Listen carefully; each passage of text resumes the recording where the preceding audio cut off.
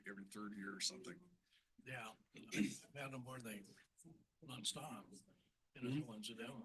Yeah. Okay, we'll go ahead and call this council work session to order. It is Wednesday, December 18th. The time is 2 p.m. I'll go ahead and open it up for visitor comments. If you'd like to come up and make a comment, state your name for the record, keep it to 3 minutes or less. And we'll be taking notes of action if needed. Who'd like to speak?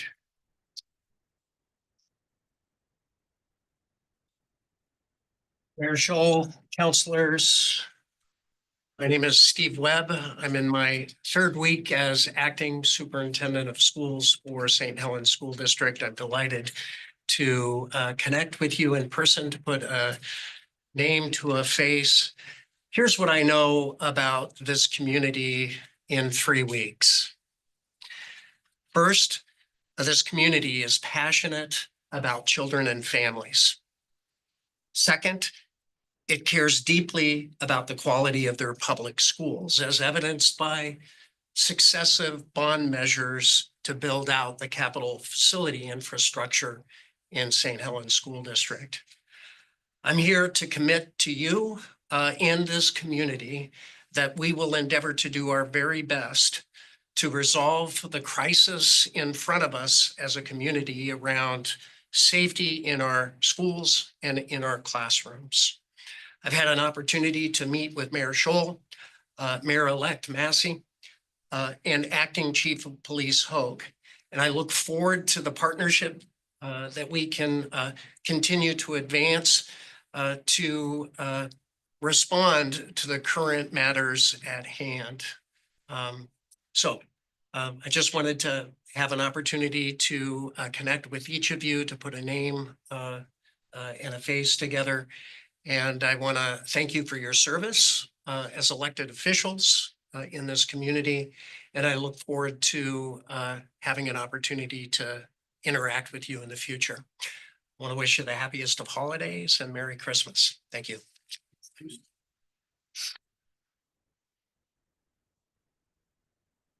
Hey, who else would like to speak?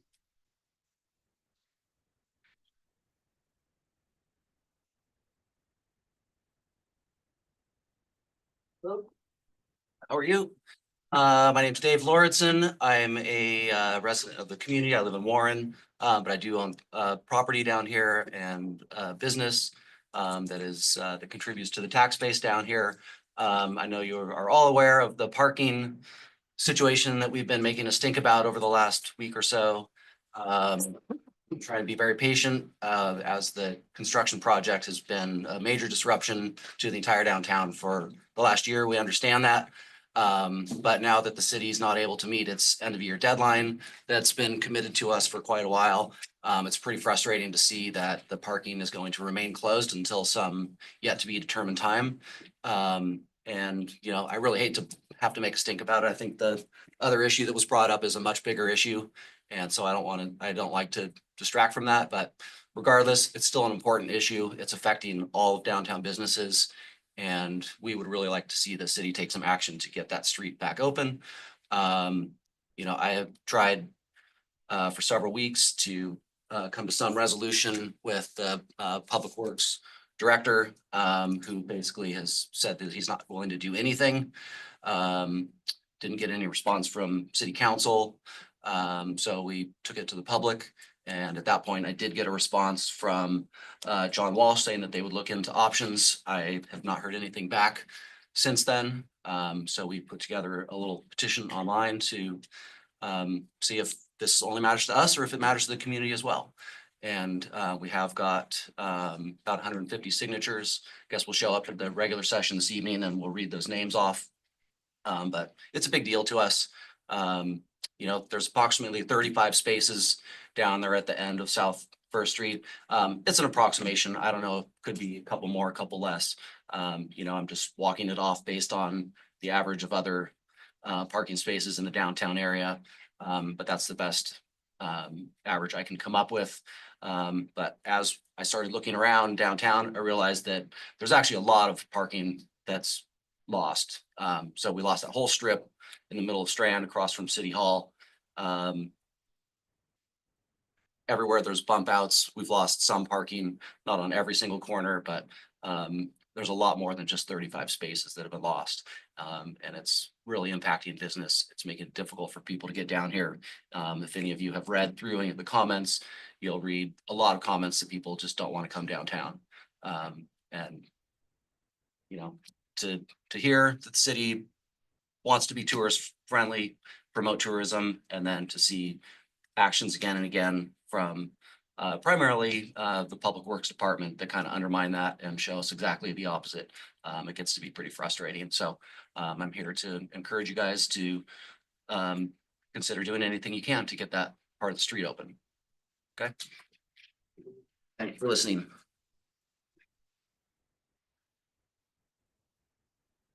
Other public comment?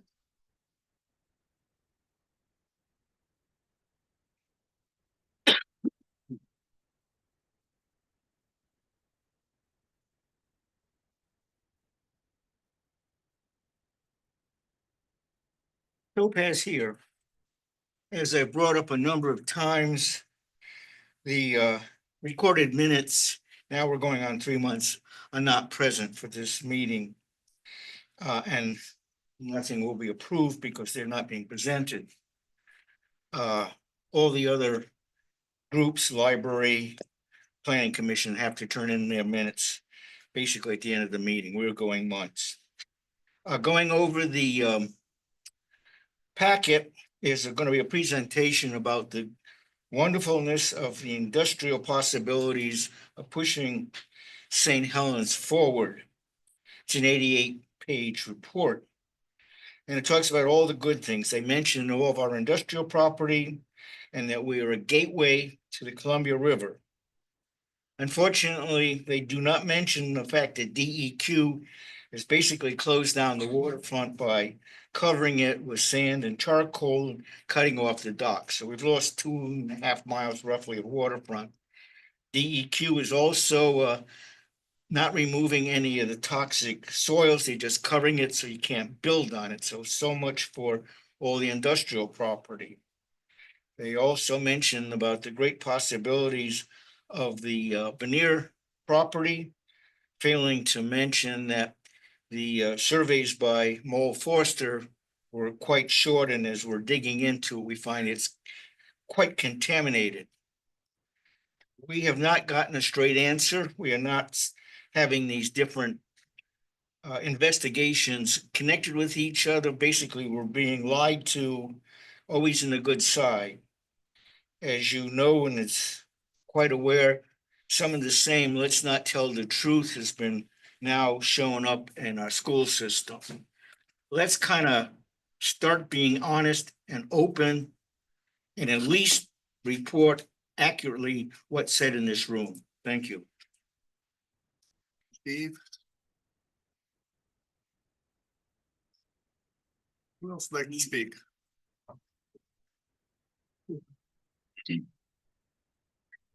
Rudy Freeheim. I am disappointed to know that we don't have any results from the ongoing investigation with the chief of police. I would have hoped that that would have been done by now. Apparently it's not. I'm very concerned that that report gets completed and that we know if there was any involvement with the mayor-elect and the chief of police and what that exact is. And I think that needs to come out and that needs to be public. I also want to talk briefly about the road closures. I have also been annoyed at the length of time that it took to reopen the intersection when it was completed, and then it was being delayed so that the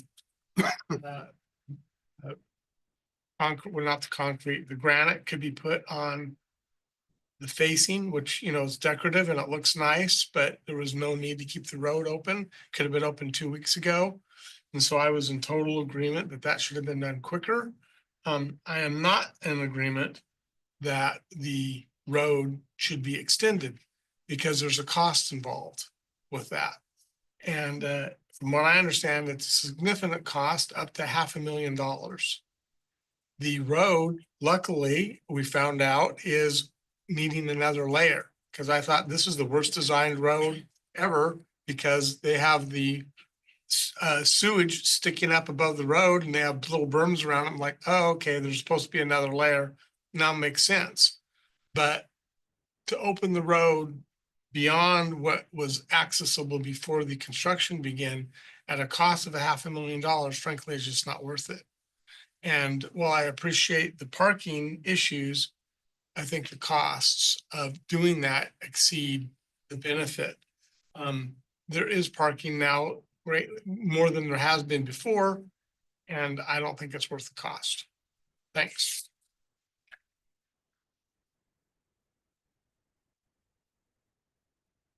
Who else would like to speak? Who do we have? Oh, go ahead.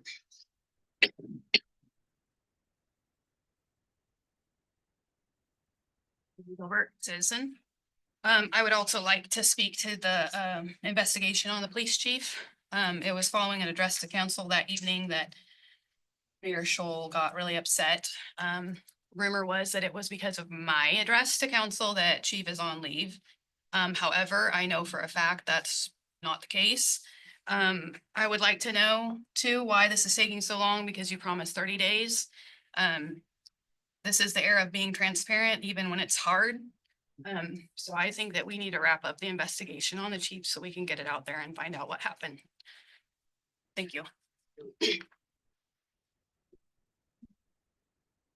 Any other visitor comment? Kathy, do you have anybody on Zoom?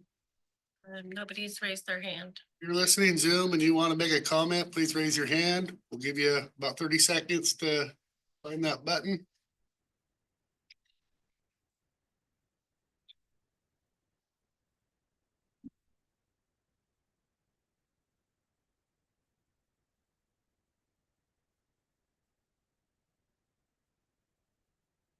Okay, not seeing any, so we're gonna move on to our first item, which is introduction of our new police officer, Mark Kletke, right? And promoted Sergeant Jeremy Howell, and I'm gonna actually have Lou or Chief Hogue come up and say some words here. Thank you, Chief. Thank you, Mayor. Thank you, Council. Thanks for having us here today. I wanted to talk about some progress in the police department. First is with a lateral hire from Montana. And he worked at the Montana State University. And that was a sworn officer position. So we're really lucky to have him. So he will, since he's a lateral but out of state, his training will only be 2 weeks at DPSST, which is, obviously better than the 60. The entry level hire. So with that, you may have actually seen him already patrolling around downtown and at some of our city events, but welcome Officer Mark Kletke.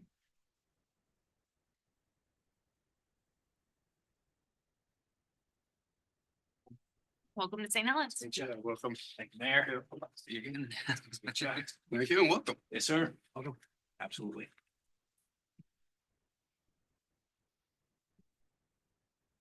And next we have a promotion. This person actually was here just a few weeks ago, getting their 20-year recognition for 20 years at St. Helens PD. Although actually he has about 25 or 26 years total in law enforcement. So most know Jeremy Howell as his time as a school resource officer, which he did for several years and was very successful in that program. Also, though, he's a trained hostage negotiator. He spent several years as a criminal detective, and he's also a field training officer. So for new officers like Officer Kletke or whomever completes the academy, they of course go for really months with field training officers, and Jeremy Howell's one of the most experienced FTOs that we have. So he, I think with every promotion, comes something that you maybe give up to, and in this particular case, Jeremy Howell had really the pick of the litter of any shift he wanted because he was so high in the seniority change. So he's given up his day shifts and weekends off to be a new supervisor, because that's where we need the leadership right now. So I want to say congratulations to Jeremy Howe, our new sergeant.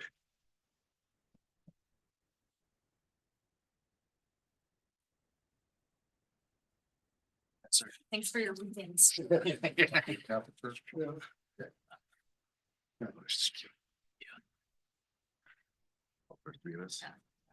And he starts, I will start on January 1. Right, and I just wanna thank Chief Hope for building some culture over there and getting us back to 24-hour service and continuing to public safety being number one in our eyes, and we can continue to support you, so. Thank you. Yep. Yeah. Where would you like this, Crystal? No, Come on, you guys, stand up behind. try to get out. I just don't want to be like staring off somewhere else. Come on. That's right. You want me to stand in front of Mark? I'm a little bit taller.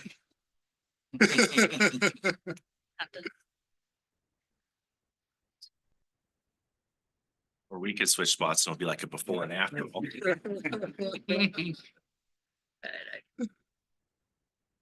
Ready?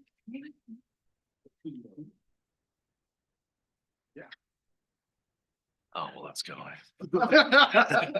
Coming in for the photo op. Hey, yeah. Photo bomb. Yeah. I can't see you. Yep. Ready? All right, wait. Everybody say, go Ducks. You're gonna become a Duck fan, Mark. Yeah. Thank you.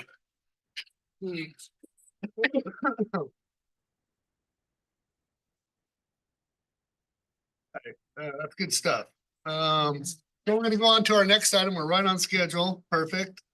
Presentation Parks and Trails Commission on Milton Creek Woodland Reserve Project. I got person, we got a bunch of them here, but we got Scott Jacobson, the chair of Parks and Trails leading the charge here. But we have 3 of them today. Great. Grab a couple extra chairs and bring them up. On Zoom too. Oh, we have somebody on Zoom. Scott, I want to apologize. I could not open that file. I could not. So I tried both times. I don't, probably a me problem. It's a him problem because I opened it and it was beautiful.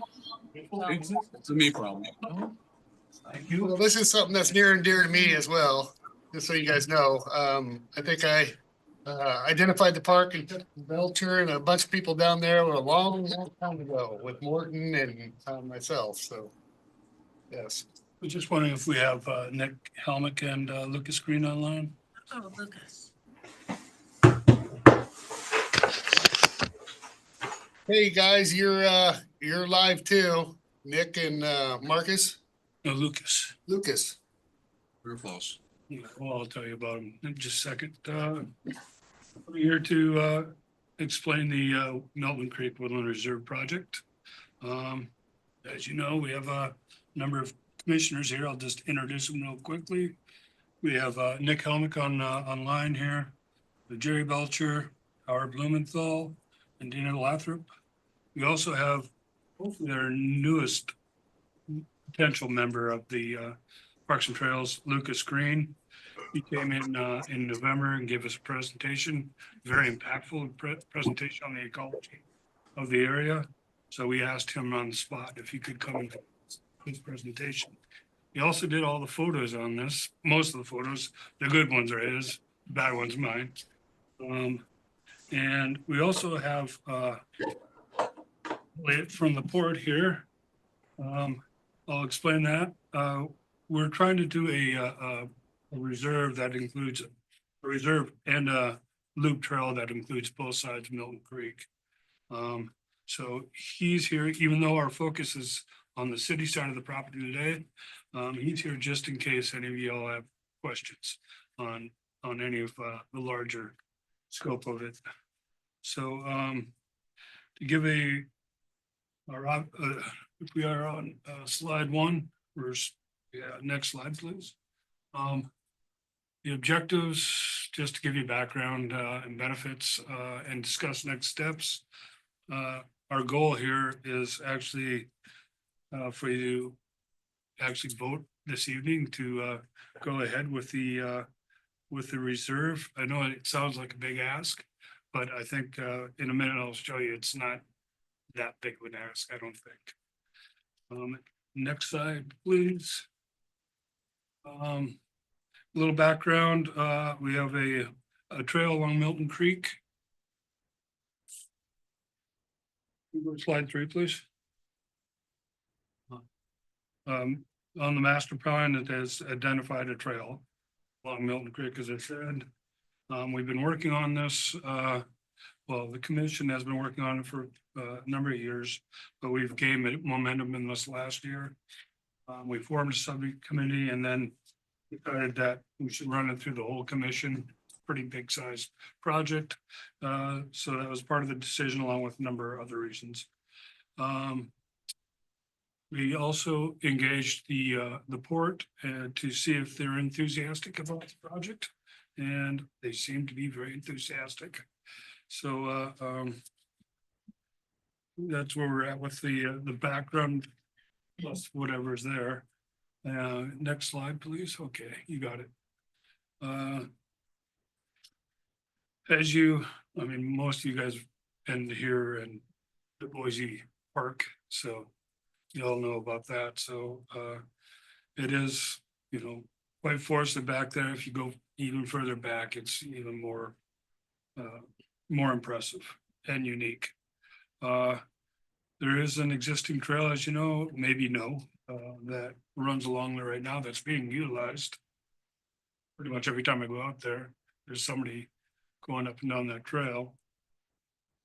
There is a 5-acre substation planned for the area. It will impact some of the land, but we need the energy, so it needs to go in.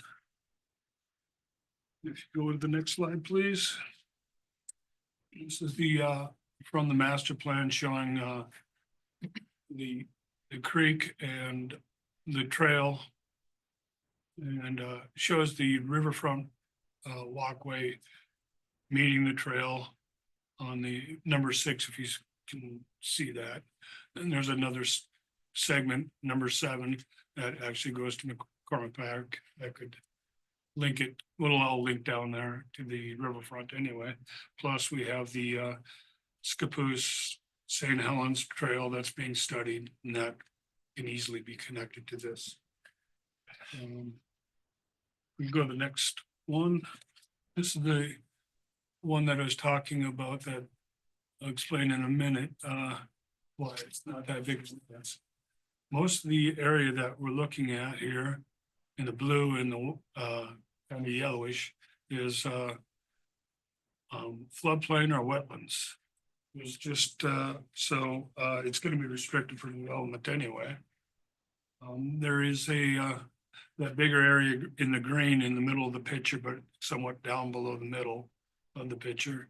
That's actually a canvas field, an extensive canvas field. Speaking with John, he said it kind of difficult to develop the land. You know, not to put words in his mouth. He can dispute that if he wants to. There's another little bit above that, a little bit of green that has some coring remains up there. So, you know, it's just a small area. So I don't think that is, you know, could be developed, but it's not that much land to be taken out of the industrial zoning. Next slide, please. This is just a map showing a pinch point that I have. It's for my own personal use. So we can go on to the projects and components slide. So what we're trying to do is establish the reserve. That's what we're trying to do today. And then expand the reserve with the port. Then do the development of it. We have done some scoping of it and given it some thought about the development, but it's kind of a dream right now until we get the go ahead. The area that we're looking at is not defined, but we're just looking for agreement in principle on the whole idea. And we can actually determine the boundaries of this at a later date. So with that, our first commissioner is Nick. talking about the recreational potential. Hello, everyone. Are you able to hear me? Yep, we are. Awesome. So recreational, so what we want to do, we want to set aside undeveloped land for public use. So per the Parks and Trails Master Plan in 2015, adding a nature park with trail mileage would help the community's increased needs, and with our population growth, definitely an added benefit to St. Helens. I want to develop and expand existing trail along the Milton Creek and add rest and recreation amenities so more people can enjoy the beautiful forested area. It's a very unique geological setting, as Lucas will show us with a lot of his photos he's taken. There's a lot of local flora and fauna and some pretty rare species that we also want to try to help protect with this ask that we're asking you. And we want to be positioned for future expansion of recreational opportunities. So like a connection from Port Property, Riverwalk, McCormick Park, other trail networks. So, and we got some photos on the next slide showing some beautiful nature that we have there at some of the reserve areas we're wanting to have set aside. And then, as you can see, the second photo isn't as good as the Lucas is, but I think Scott can agree with that. But Lucas has a lot of great photos in this.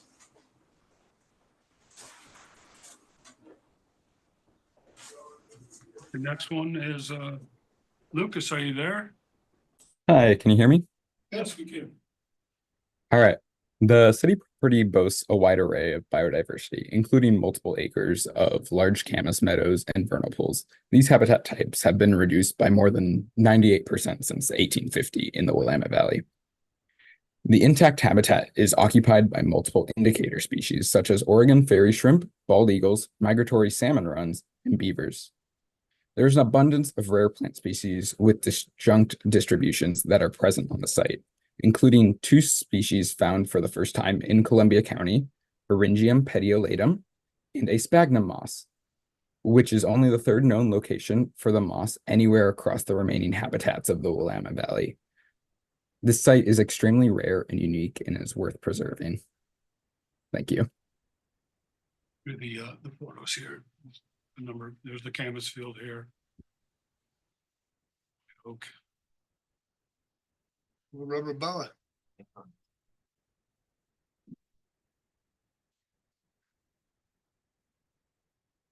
We're called pea mouse and they gather at the creek like crazy. I don't even know why they come up there. Thousands of them. Yeah. Something to eat. No, they're spawning out. There's a beaver, Rick. I know there's plenty of, Pictures of ducks. I know there's plenty of ducks down there. Jerry, you're up. Mayor, City Council, Mr. Walsh. I have 2 minutes here, so this will be a 2-minute drill here. So the history. When Lewis and Clark first came through here, one of the largest Native American areas was on Scappoose Bay, just a little bit upstream from there.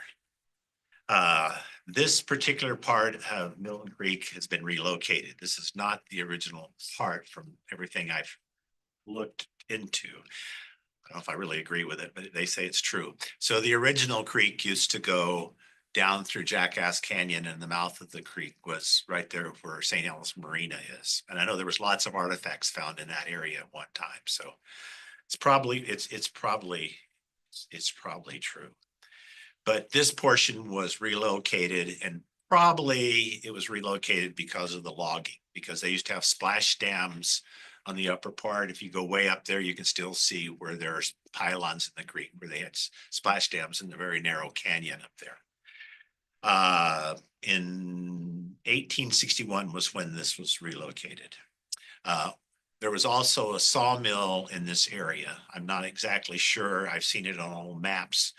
Brandon might know where it's located, but I got the area it was located, right close to where the bridge is that crosses Milton Creek by McCormick Park.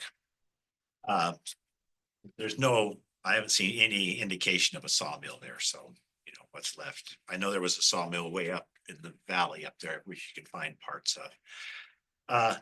This area was also heavily quarried for cobblestone. And this is really one of the unique parts of this, because if you like to explore, there's all sorts of little mini quarries on both sides, especially on the west side that's owned by the Port of Columbia County. I mean, I like doing that kind of stuff, so hey, and I'm sure there's other people that like to do that. So that's a big part of our past history, is the cobblestone mining that was done here. The other historic thing I would like to talk about is Cascade. Let's try that again, the Boise Cascade Park. So there was a private park down there. At one time, this was a very, very beautiful park. I mean, it was just one of the nicest parks around. But since Boise closed down, it's gone back to nature. And, we would like to see that historic, do that, because, what I say here, Boise Cascade was a very important part to our economic and social past, our history. And we'd really not like to lose that historic part, because there's, I was told that there's usually about 750 people work there and another 200 or 300 that, work there part-time. So when I first came to St. Helens 50 years ago, it was an integral part of the city for a long time. And I think we owe it to the people that work there and for the history of St. Helens to keep that park. In closing, and looking to the future, the St. Helens Parks and Trails Commission recommend that the city of St. Helens and the Port of Columbia County conserve this historic Milton Creek Forest Reserve for the citizens of St. Helens. Jerry, Howard? Okay, next slide. Yeah, educational public educate public about the environmental and prehistoric aspects of the site through signage, informational resources, and etc. Help mitigate inappropriate use once it gets opened up. More people would be in there, which would stop people from taking off-road vehicles and other things in through some of those areas. It would also help with keeping less homeless and stuff, because you'd have more people going through there. This is kind of a important area to link our trail down to the railroad tracks. And once you get to there, you would have a shot to come into the Old Town area. The Parks and Trails Master Plan has kind of been talking about that connectivity for many years. And so we would really enjoy to do that. I think it's an important thing, even if we don't get it fully developed, to set this aside for the future of our parks and stuff. If we don't have the vision to put some more area aside for the parks as our community gets bigger, we'll be in trouble. So this would be an ideal area for protection. And I'd also like to thank Rick Scholl for all his support of the Parks and Trails Commission and our parks for his service over the years. Thank you. Shocked you guys were able to keep Gary down to 2 minutes. You wanted to. 2-minute drill. Offense for 2 minutes. I'm the tenement when I get home. Dan? All right. So as far as economic drivers, we're really looking forward to drawing more visitors to the area and enjoying the natural resources that are there. And as the city continues to move forward and develop the local area, having trails that are beautiful and easy to access would be a wonderful draw to people who are looking at building in our industrial area. Having occasion for them to take their breaks or just view the beauty that is there in a way that we've preserved it, I think is going to be very enticing as we continue to develop and move forward. It really will contribute to positioning St. Helens as kind of that jewel of Columbia County. We have such gorgeous landscaping around here and incredible history. Working hard to preserve that is only going to benefit St. Helens moving forward. Like I said, attracting new businesses and economic investment by enhancing the livability of the area. If we make it a beautiful and attractive place where people are going to want to invest in the future of St. Helens, and their investment then helps us to preserve and beautify our city moving forward, right? We would love to add more hiking trails for not only the local population, but some of that that tourism, you know, the walking tourism, getting those bike trails and the walking trails that really bring people out for different types of destination trips, right? This is a gorgeous place. It's just, you know, an hour jaunt from downtown Portland into something that feels completely separate from the metro area, where they can dive deep into history and the beauty of the Pacific Northwest, without having to go too far, right? We're right here. Moving on. Urban Trail. Right, well, and so we've been working on the urban trail for quite some time. And once things continue on with the waterfront trail, being able to eventually loop that in and have a much larger looping trail that connects so many different parks throughout the community, that can link it all the way up to McCormick Park and include that in to the ultimate end goal, right, of the urban trail, which links all of our local community parks. So we're really hoping to move forward with this project. One step of that would be requesting that City Council approve to set aside the space so that we can utilize it in the future.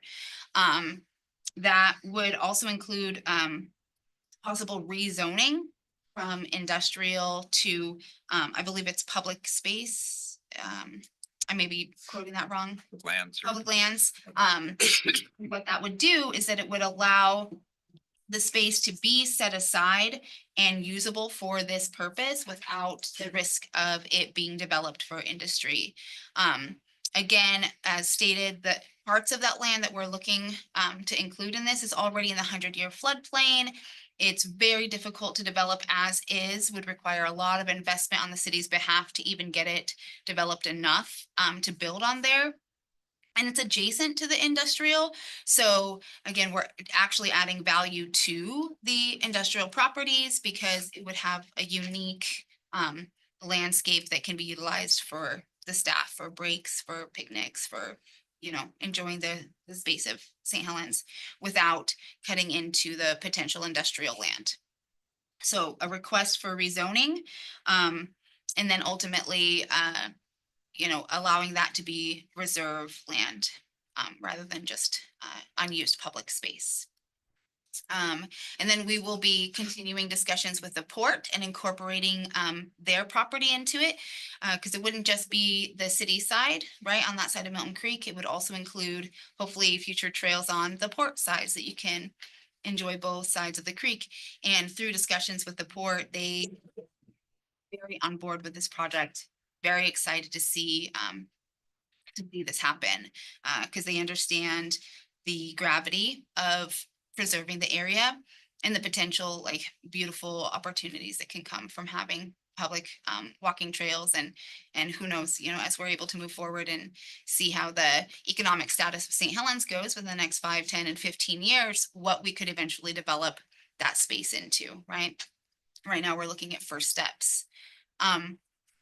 And then, you know, in conjunction with the port and other stakeholders in the city, you know, providing an official name for the reserve area, we would like to take everyone into account and find something that really embodies St. Helens and our vision moving forward. And then we'll move on and have regular updates for City Council as we go move forward on the project from here on out. Thank you, Dana. Just one final word, zoning. We had Jacob come and speak to us on that. It really requires you don't have to back up. It requires some public hearings, and I would like to utilize those public hearings actually for a community reach out and try to build a little community outreach on this. We've had Crystal King in too, and she had suggest we also have a open house after we do this, just to we're trying to get as many people on board and get much of the community involved as possible. And I'd also like to give a shout out to Patrick Berkeley, who was instrumental in earlier this year to get this going too. So just want to say that. Questions? I've got a comment and a question. I love the idea. I think it's a great idea. It sounds like the port's on board. I think it'd just be a win-win for everybody. It's got the 50-foot riparian buffer, right, so nobody could really build there anyway, because it's in the floodplain, so it makes complete sense to me. My question is, maybe you can or you can't, I know that they have salmon runs and they might have steelhead runs, do they? Steelhead and. All right, how are those runs? Do you happen to know? Steelhead, there are steelhead in there, I believe. Jerry's done counts of. There'll be a lot of steel. That was a long time ago. Oh, It's snorkeling, yeah. I can't remember. I've got friends that used to live on it up past the highway and they had fish. I think it was fall fish actually that were running up there. So I'm sure there's a fall and spring run. It'd be interesting to find out what the run. The main runs used to be steelhead and cutthroat trout. Yeah. And the salmon were introduced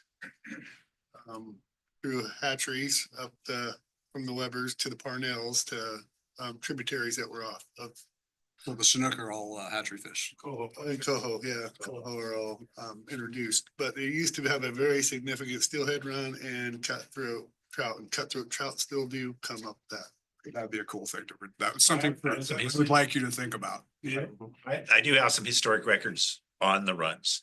And up through the 70s, there was significant runs in the creek. But for some reason, starting in the 80s, they just started really declining. I think that happened across the board. Well, I know some people like to blame the berry fields and chemicals. I mean, if I'm being completely honest. Yeah, I remember the 80s There's fishing also salmon. It was not some that of great. The creek was blocked too. Yeah. Letting. That's something I would like to see. I don't know if it's possible or not, but it'd be nice to have robust salmon and steelhead runs back in that creek. That's one of the stakeholder, we have a draft stakeholder list right there, and that'd be, we have Osprey and the Coastal Conservation Association. We'd like to get involved, signage down there. Plus, as you know, the new FEMA rules on December 1st. It's, we can't block things. And it might also be a springboard to redevelop Old Portland Road right there, because I can make an argument that it's blocking them. You give funding for that. Saying, well, we need to help be able to mitigate these rules. I have several questions. I don't want to just take over, but I do have questions. And I'm gonna first off say that I'm very impressed and I think it looks really cool, but I have kind of the more, fundamental fiscal questions about the project. How many acres are we looking at? It's difficult to, unless we have a survey done, it's difficult to ascertain that.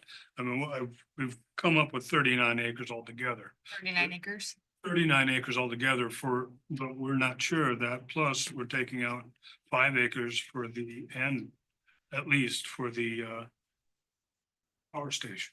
If you do public outreach, you're gonna want to know that. Yeah, I know. They're gonna ask that Nick, specifically. Nick, are you still listening? Want to get that nailed down for sure. Yes, I am. And I actually just pulled up the photos I took on Google Maps and have the rough acreage if you want me to go over that. Sure. Okay. Don't necessarily have to go over it right now, but I do think it's important that we do have that figured out and an understanding of exactly, what it is we're asking for. So, It's gonna be your hugest asset on that. well, and I have more questions that might also pertain to. Can I make a comment on what Yeah. you're saying? Well, as Scott was saying, the whole area is probably 39 acres. But if we look at the Camas Field, probably 2 to 3 acres, they can probably pull that up. The Boise Cascade Park, probably 2 acres at the most, maybe just 1. And then there's also some old growth timber that's downstream from the Camas Meadows. And that's probably 1 acre to 2 acres. So, we haven't really pinpointed exactly, and Nick was going to kind of say, a lot of that has to do with, it's got to be discussed, Yes. And but roughly, the park, the Camas Fields and the old growth there. And then as was mentioned, then there's the riparian zones that sit back that they can't build in anyway. So, I'd say just roughly 3, 4, 5, 6, 7, I'd say roughly there's probably 7 acres. That's a big difference between 39 and Yeah. 7. So we'll want to, really. So, but I want to clarify about the main acreage, then you have Mark, you're almost right. It's a 75-foot riparian buffer. I thought it was a little more than that. It's a 50 in there. for the birds and those trees that Jerry's talking about below the Camas Gray, there's ponds back in there. We've traveled back there. In wetlands beyond where they showed that. So I mean, I would just ask Jacob as far as the riparian buffer, nobody can ever go up against. Ever. The 75 feet. The protection zone protected similarly to wetlands in that there are guards to development. However, it doesn't mean that development is not a compelling argument. And the circumstance that really, that really forced me to think about on the industrial park, was that solar farm. And the scale of the building they needed, how would that fit on the property? And if that came to Lincoln, how would someone like me have to look at that kind of thing? So it's not necessarily a heck no. It could be maybe yes, if you can jump through a whole bunch of hoops. And based just on my conversations with Scott, I haven't discussed this with the other commissioners. I think I recall in the conversation with him is that if it was zoned its own thing, that's when you would have quote unquote more bulletproof protection. Okay, question. If we kept it industrial, because I do an easement for my property for sewer. Could you leave it industrial with a easement for parks? Publicly owned parks? That's a question. There's a lot of different things you could do, and I think That'd be more flexible, correct? yes, and is this a long-term thing that evolves? And maybe that boundary isn't determined right away. That's part of the discussion. Well, I'm curious about what the difference is between, a reserve and a park. And then what does that mean for maintenance Yeah. and parks? And there's a lot of costs associated with owning parks, which So, we have parks, but we need to have all those numbers. The reserve we're looking at is something that is less developed than a park. But still maintained by the government body. We're still in the process of, discussing that. We don't want to get ahead of ourselves and start going down these roads until we get, an idea that it's possible to go. That's what I was gonna make, and I'm gonna let Jerry speak first, but I was just gonna make a recommendation that, and I won't be sitting here, but I'm definitely gonna be part of this community and probably will attend. You get together and have a joint meeting, maybe with some more, have staff look at some things and throw some ideas together for discussion topics for those meetings. I think what would be helpful if we had your ask area as defined as you Number can. 6, And- slide 6. And then have Jacob put that over your template for the industrial area where you've had they're not finite surveys, but you have a definite lines from your industrial area. And just overlay that to see what that impact would be, if any. And I think that would help me look at it. We still want to keep the industrial property open, but I think we got a great opportunity to make them both work together, just like you said. So, Agreed. Belcher? This gives you an idea with this map here with the wetlands in the yellowish and the floodplain in the blue. Yeah, we all agree that's not gonna be used back there. It's canary grass. Yeah. Belcher. Well, what I was gonna talk about is that finger area that we've talked about before that kind of sticks out. Yeah. In there, that kind of that grayish area. That's basically the Camas Meadows. Beautiful up there. Yeah. But kind of addressing what Jessica was, well, I should say, Councilwoman. Saying is that all this is not going to be done at once. We hardly have the manpower to take care of the parks we have right now. I mean, that's a push. But as Dana was saying, and I think everyone was mentioning, we'd like to get this set aside. I would personally, eventually really like to see the old Boise Park be part of a city park. But that doesn't happen. That doesn't have to happen today. It can happen 4, 5, 6, 10 years down the road. But I think we need to look to the future, like Milton Creek was moved in 1861. So, that's, well over 150 years ago. And hopefully, we're still St. Helens is still going to be around in another 150 years. And it would really be a shame not to preserve these quarries, the parks, the camas fields, and then develop trails and things for the future. I mean, and I don't think everything has to be done right now, but what we would like to see is the zoning debated, this set aside, and then, things, as you guys know, things in the city move very, very slowly. But that's not always a bad thing. You know what I mean? Because a lot of times, there's a better chance that they're done right or correctly. But everything doesn't have to be done at once. Gary, I've been sitting here 8 years and I think you started the urban trails when it first came in. Just so you know. They're close. They're close. If I may, make a couple of comments, based on my interpretation of the discussion that we had, in regards to zoning and next steps and ultimately, creating the reserve.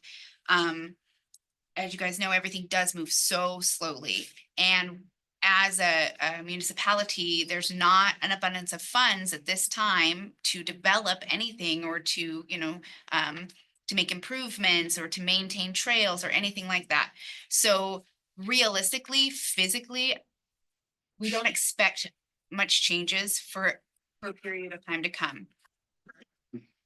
At this time, there are goals and some actions being moved forward to develop adjacent areas and hopefully develop, St. Helens as a whole, and to boost the economic status of St. Helens as a community, as a municipality, building those funds that would allow us to have the ability to do those things. Now, if we don't work to secure that area, to promise that area for this purpose, now, due to the fact that it takes so much time to make anything happen, we could potentially lose that area for this purpose as developments come.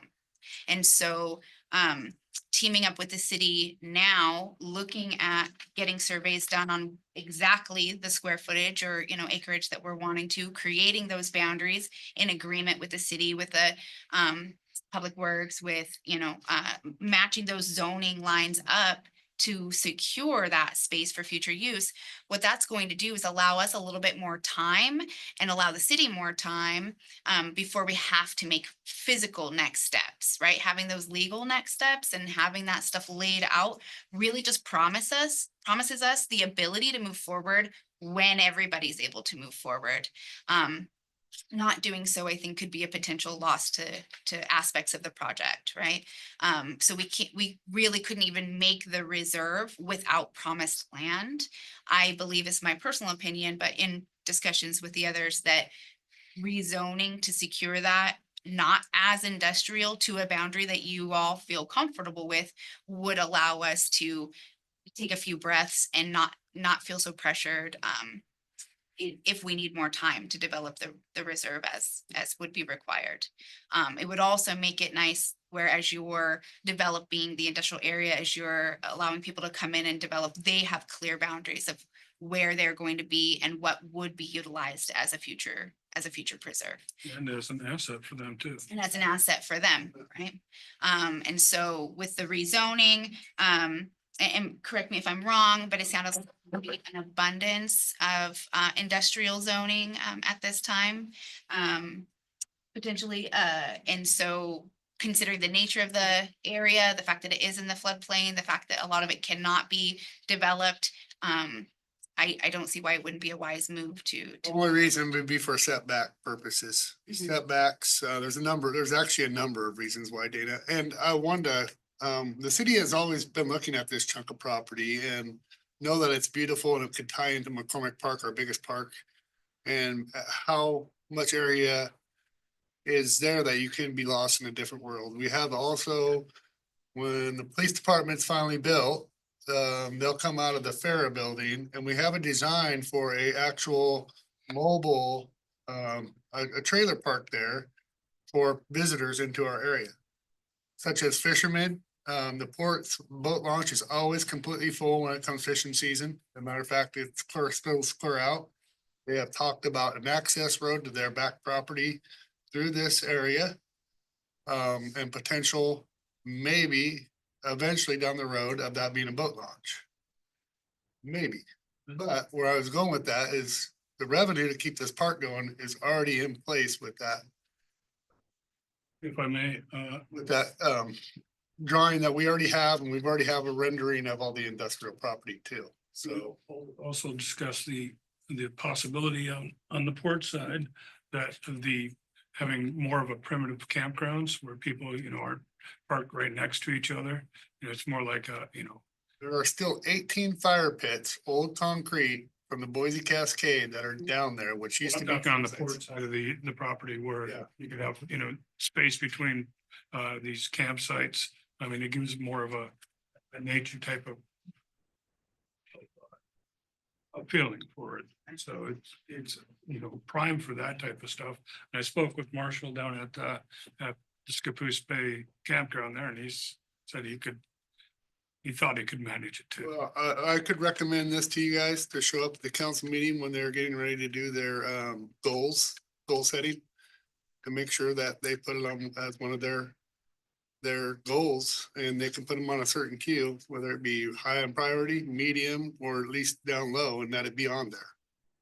I personally would say when you guys do that, I would like to see an exact offer. Like, this is what we are wanting, like you just said, like the 2 acres of the old Boise Park and the Camas Fields, how many acres is that? And how are those gonna connect? And, just a little bit more thought about what, we know the where, we know where, where it is, and we understand the value, but we need the finer details about what we're talking about and what we're promising, to do.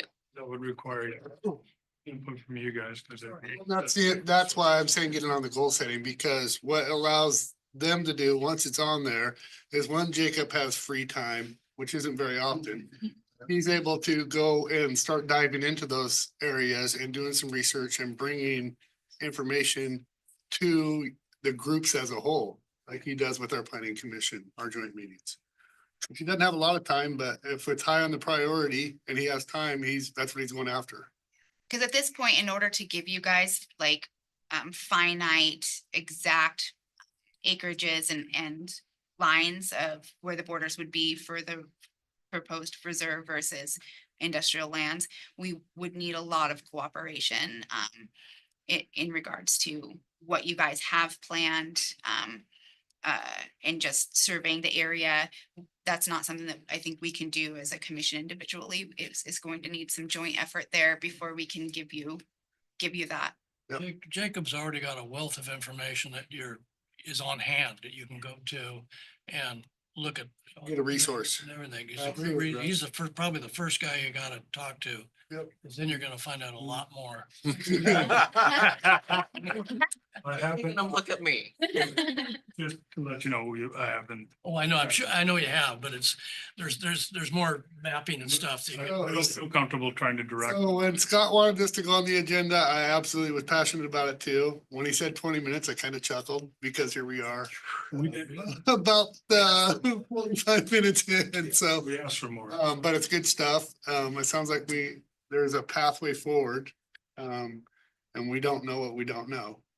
Right, so, I would show up at the workshop that will have Rachel Berry probably facilitating is what I seen about the goal setting. Somebody from the Parks Commission show up and say, or you could ask right now, you got 4 sitting councilors that'll still be here. What's your request for tonight? So The council recognize that it's cool? I can do that. I'll do that. realistically, I think our goal was to make sure that they would be on board with the project, period. And then kind of give their blessing to move forward more precisely with you to set out those. Agreement in principle is what I. So kind of what I was recommending a little bit. Yeah, okay, we should do that later. So one thing I would like to see done, and I wanted this done before we had the meeting, but it didn't happen.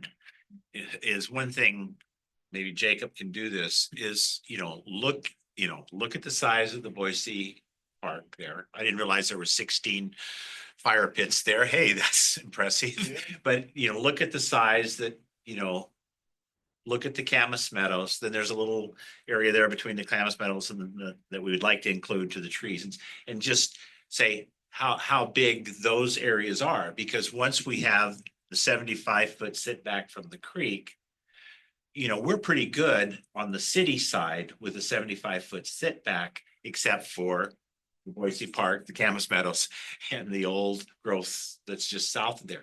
And what I would like to see, Jacob, is, you come and say, hey, Matt, have a map, and, say, this is it. Nick says that's pretty easy to do.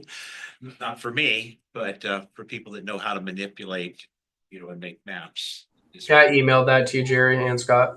Okay. Just also, you gotta conceptually think of it, not just on the city side, you have to look at the port side too. Yeah. The Yeah, I want to thank you. Jessica's concerned, excuse me, Commissioner. Councilman, that, you guys are concerned about the city side. We're concerned, we'd like to do both sides, but Jacob could definitely map out those areas on the city side probably pretty quickly, I would hope. Yeah, I personally think that it's gonna be important for me to understand the difference between a reserve and a park and what that means for, public works and parks who are gonna be maintaining or reserve, or how that looks. So that's something else that I would like to know more details about. I would just add too that I want to thank you guys for all the work that you've done, because I know you've been working on this for years, and before I was even on council, there was talk of this happening. So it's been in the works for a long time. But Buck has been involved every step of the way too. He's been at every meeting where this has been discussed, and that was brought up too, that if this does become a park, it's going to need to be maintained. But when you think of a reserve, think of something like Dalton Lake, where there are trails, that there is public access, but it's not something that our crews are down there every day working on. And there's a lot of volunteer efforts, and Columbia Botanical Gardens would be another example where there's public access, there is a trail, but it's not something that requires a lot of maintenance. Just for me though, you look at this map here on the wall, you look at the two big green spaces in city limits, you've got McCormick Park and you've got this property. You can see what a rare opportunity it is. Yep. I know them together. there's a lot of locals that are very passionate about the Liberty Hill Camas Meadows. Yeah. Really, that's something we have very little say in what happens there, because it's not in city limits. Right. But this is. That Camas used to dot this whole area. It doesn't anymore. Yeah. This is one of the few areas where that exists. And I want to say it's probably a 2 to 3 acre parcel on that upper knoll, which is really cool. And it does have the wetlands that aren't there. They're seasonal, like up on Liberty Hill. Yep. My advice to them, and which you've done a good job of it, is ask for more than you think you're gonna get. So I think Not too much though. it's a 39 is a little pushing it. good place to start. But again, a lot of this is wetland. It's not likely that anything industrial would ever be placed there anyway. So True. I would love to see this preserved, and they touched on the historic aspects of this area, but there was a whole community here, the community of Milton. Where the creek got its name, where you hear Milton all around town. This is where it was. Like they said, one of the largest Native American settlements in the days of Lewis and Clark was right here at the mouth of Milton Creek. So And pigeon hunting. unique history. We used to get pigeon stamps. That's where you hunted. I'm not kidding you. Back there in that Camas Gray in those ponds, that's where they pigeon hunt. So my comment on that is just the same as I said a while ago, that maybe initially this is just like a nature park. Uphill, Columbia Botanical. And then eventually, when the city has more money, more assets, then it gets developed. I like that. There is also some rare native plant species in there, so that would also have for sensitive lands in there. Also, that would mean less maintenance, because you wouldn't. John, I know you've walked down there at least a half a dozen times in that back area. What do you think? It's a beautiful area. I mean, it's just balancing, it's also our industrial lands and our employment lands for the future that's drives the economy and to find that balance of nature and I thought I found that balance with the substation. and you know, a lot of it is already self-imposed with those riparian buffers that are in place today, and it's not going anywhere. And with the wetlands and the. We've also been discussing as a commission, encouraging the formation of friends groups to help with the parks in our communities. And so that could be another potential with this location is, right, so having those invested stakeholders that would be able to assist in the, you know, maintenance and improvements in the location so that it's spreading beyond just the municipality, right? But including the community, including the, you know, potential investors and, you know, businesses coming through or, you know, whomever's going to be utilizing the area, right? And all of those kind of final pieces are what make it, you know, more easier for us to, as a city council, the final form of government, to make a decision. So. But we can't get Off to a there great start, though. ever unless we have like Some direction. Well, I think we have a lot of support here, so. Yes, I think what you're hearing here is, we like the project. We want to know more. We want to discover more about it too. And I hate to cut you guys short. But you're not. Because we've got the waterfront update coming, which is a very big project for a $15 million project for our community. I would like to get on to. So if we want to have the area surveyed, do we have permission to ask city staff to do that? They don't do survey. Or estimate the. They can do a quick estimation from his computer. Absolutely. Yeah, I think we see what the council does tonight and then see what maps you have and work from there. I do want to add one other input. So there's a component of designating, what is it? How do we incorporate that to our code, et cetera? There's also a ownership over the long time question. We're not necessarily gonna own all or if any of the industrial park in the long run. So yes, does the city maintain public ownership of what ultimately becomes the Woodland Reserve? Longer term question, but I think an important component because that gets into parcelization. Lifetime easement. I think that's why we need more information about a park and a reservation, you know, and what that means, the difference between. Good questions, Jacob. So, all right, well, it sounds like you'll be in contact with the city council soon. Thank you for showing up today. Thank you for all this extra time too. Absolutely, Scott. Anytime you give us time, figure double.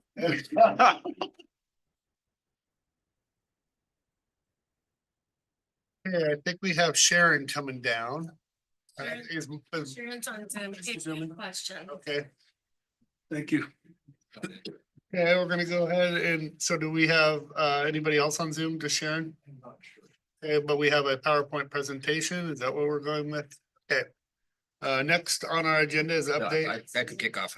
yes, Yeah, update on waterfront redevelopment project, John Walsh. Yeah, this might be a good opportunity to talk about a couple of things. Some of it is being the, you know, we're just about 2 years into this construction project. And I think there's, you know, it's been a lot. It's been a lot for our staff. It's been a lot for our local businesses. Been a lot for our community visitors. And we're in that kind of wind down final phase. And I think there's a misconception that the city is building this. And it's really the contractor, the city has hired a contractor to build these projects. So when there's decisions to make about the construction itself, we need to check in with the contractor because it's their means and method and a lot of times schedule and they've been pretty gracious in their schedule, pushing things around to be flexible with, you know, accommodating for Halloween Town and, you know, opening and closing intersections. Even as recently as, you know, this week, they were looking at closing First Street intersection tomorrow to get going on that intersection, can wrap that up. But we said, oh, please, you know, please don't. We want to keep right before Christmas, we want to keep those local businesses for last minute shoppers and restaurant patrons and movie theaters for the last, at least until the 30th. So they're going to kick that out. This will be a detour around Second and River Street traffic will have access, but it's a lot, but it's, you know, we want to be as good as they're as accommodating as they can be. So this question about there's two questions here. One of them is about the general project management fatigue and potentially having another third party step in to do that role to wind down and wrap up the project, give Public Works some capacity to work on other things. Other piece is the cost related to the relocating the current parking back. I think we all know that just the base lift went in. Down there, you can see the manhole lids, everything doesn't look right just because it's not. It's a temporary thing. We had about a few weeks ago had that little window to get in there and get that base lift in, which is fantastic to move away from the gravel. And just be closer to getting people to normal. Finally got the Cowlitz intersection open after, a couple of water line breaks. Again, contractor being really flexible on the time and moving to do other things in that time frame. We asked them, their directive was to minimize their risk by restoring access to the local businesses, restoring access to the homes that live there, and just a minimal footprint. So we're not they went in and put aprons around the rims and just made it suitable until that weather window opens up when we can come in, remove all that, and the final pavement or the contractor can. We asked the contractor, we met on Monday, asked for a price on what that would take to maintain this 4 to 5 month window. The price came back at $220 some $1,000. I can share that. I can share that with you. I did send it out electronically, but again, we haven't. 24,000. That's a lot of money. That's money we don't have in the project budget. Essentially, what that is contractors' inconvenience for on the risk. The warranty, any kind of warranty work that kind of results out of that, people breaking sidewalks. The lighting, there's not very much lighting down there at night. Which we are required to provide as a city entity. Yeah, and just that, general maintenance, and then having to take whatever we put down to armor, we have to take that back out because that's not the same asphalt that gets put down in the final course. And so that is it's a lot of money. Yes. So just to be really clear, this was a proposal that was given to us about reopening that road temporarily. So all of that would have to, it's just temporary. That section of road that's not open. Yes, and Yes. that's it. So just making that very clear. And that section of road is identical to what's already been opened up. So Sharon raised her hand. Okay, Sharon? So you can clarify what this bid is exactly? Apparently you raised your hand. If you want to go ahead and unmute yourself. This is our lead engineer, Sharon DeRoe. So this cost that we got from MEI is the cost of basically us opening the road. And this is from Cowlitz all the way to the Tualatin intersection. It only has a base lift on there, so there's going to be a cost associated with this to have to come in the spring, blow out all of the dirt on there, clean the entire street basically again, remove all of the tabs of the manholes, all of the temporary tabs to the driveways, clean all of that out. And so right now, if we pull that all the way back to Tualatin Street, and then the reason why we stopped it where we did is because that's where the last light post is that's actually operating.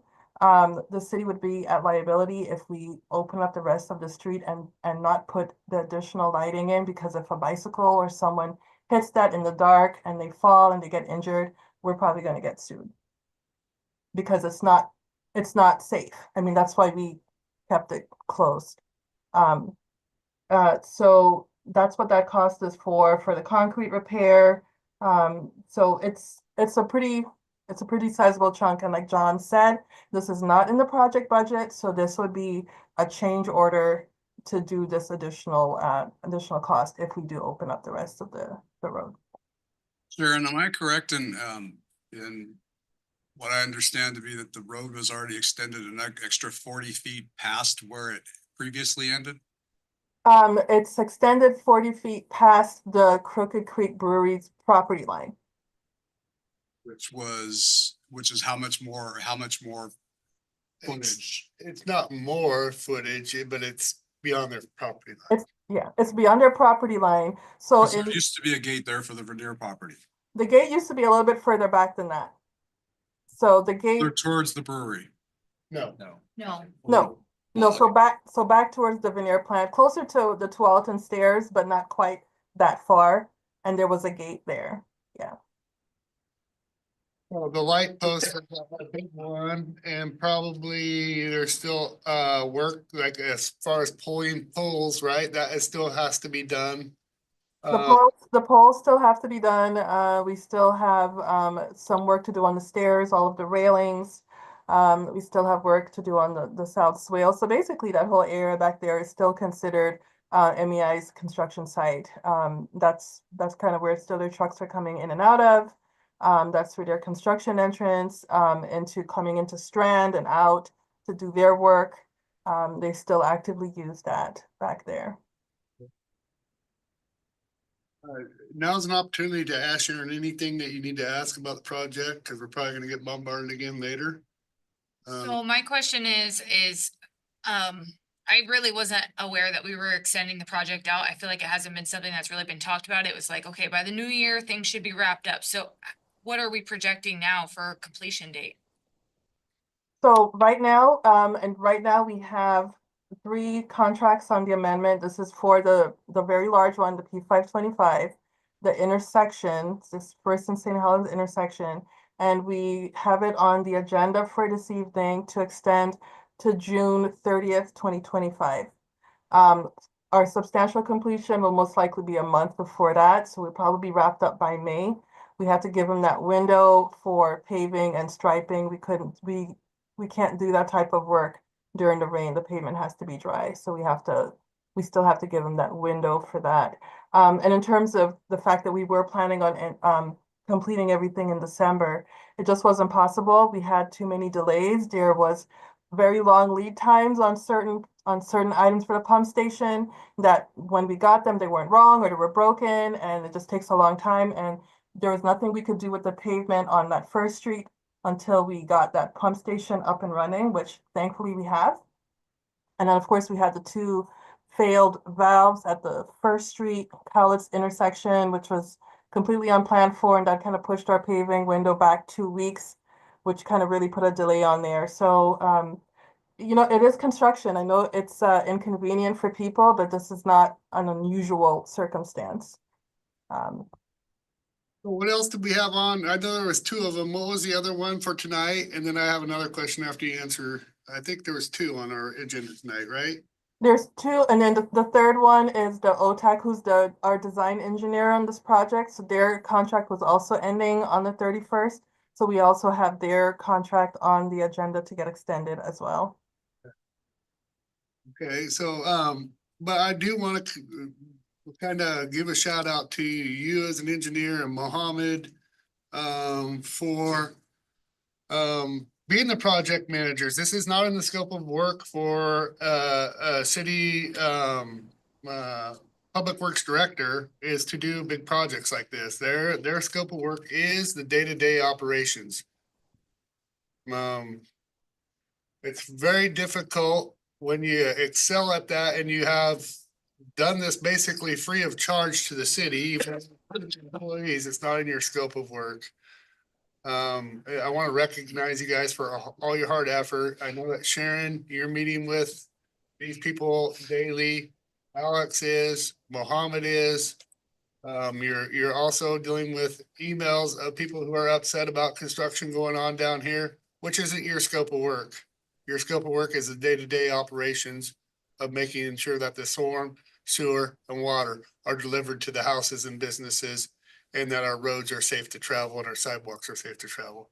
That's basically really what you guys are doing. But you as an engineering department have taken on the lead, and it looks like a 4-month contract if we decide, because I do not blame you as a team for being we're ready to just say, tell this council, and you did, and politely, that you're ready to not be the lead on this anymore. This was, you know, you were doing it as a cost savings. And for 4 months worth of work, a bid is $150,000 that this council needs to consider. The unforeseens in this project, I'm gonna speak on that. Cause I am over Public Works.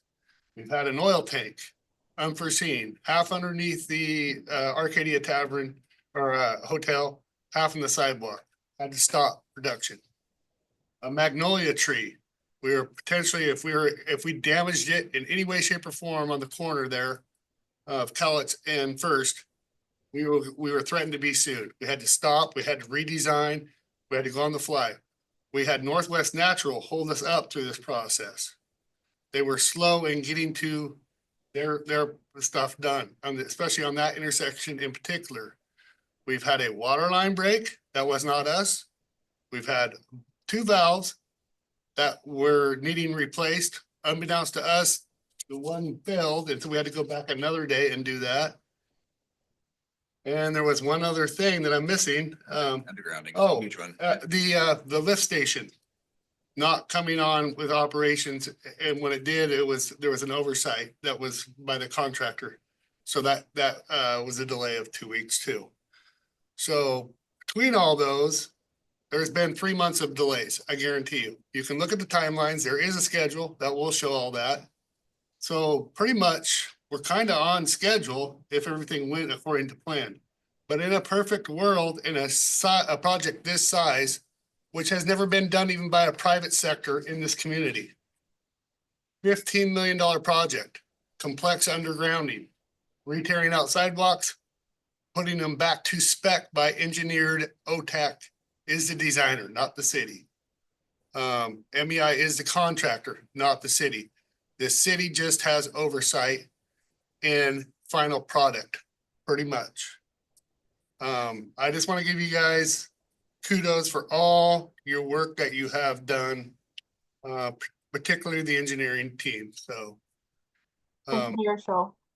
yes. And one of the main delays on the project, and I heard John mention it as well, it was the undergrounding, because that was a huge ask of MEI to delay their project to do that in the downtown area, and that added months to the project.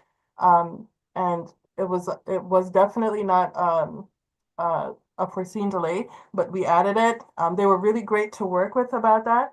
And the complications that came with that is that now you have to work with all these individual franchise utilities who have their own schedules and their own budget.